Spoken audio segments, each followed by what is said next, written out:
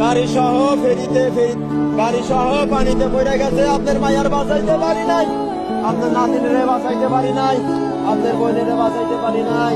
কত করে কইলাম আব্দুর রহমানের মা তোমরা বাড়ি থাকো, আমি যাই, আমার ডিউটি আছে, 29 তারিখে আমার ডিউটি। না তুমি একলা যাবা, আমার একলা ভালো লাগে না, আমারে চাই না, আমারে চাই না, কেমনে আমারে একলা রাইকে চলে গেল।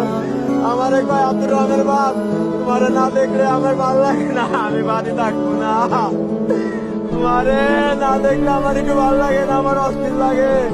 আমি তোমার সাথে আমি যাবো। আমি কি করবো, আমি কি করবো আম্মা।